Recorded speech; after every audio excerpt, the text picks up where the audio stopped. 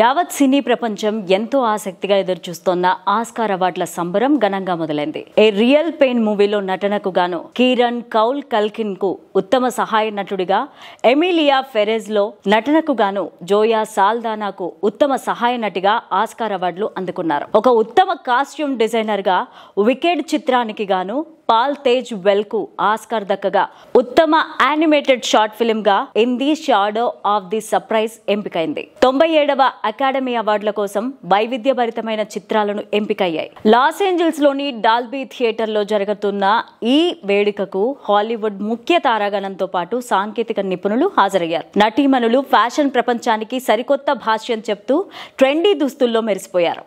ప్రస్తుతం ఇందుకు సంబంధించిన ఫోటోలు, వీడియోలు సామాజిక మాధ్యమాల్లో వైరల్ అవుతున్నాయి. ఉత్తమ సహాయ నటిగా ఆస్కార్ అవార్డు గెలుచుకున్న తర్వాత జోయ్ సాల్దానా భావోద్వేగానికి గురైంది. ఈ గౌరవంతో నేను ఉప్పొంగిపోయాను అని తన ప్రసంగంలో అన్నారు. ఆమె వేదికపైకి రాగానే తన తల్లిని గుర్తు చేసుకుంటూ ఏడవడం ప్రారంభించింది. ఆమె తన పాత్ర ఎమిలియా ఫెరెజ్, మిగిలిన తారాగణం సిబ్బందిని ప్రశంసించింది. ఆమె మాట్లాడుతూ, నా అమ్మమ్మ 1961లో ఈ దేశానికి వచ్చింది. కళలు, గౌరవం, కష్టపడి పనిచేసే చేతులతో వలస వచ్చిన తల్లిదండ్రులకు నేను గర్వకారణమైన సంతానం. అకాడమీ అవార్డును స్వీకరించిన మొదటి డొమినికన్ అమెరికన్ను నేనే. నేను చివరి వాడిని కాదని నాకు తెలుసు.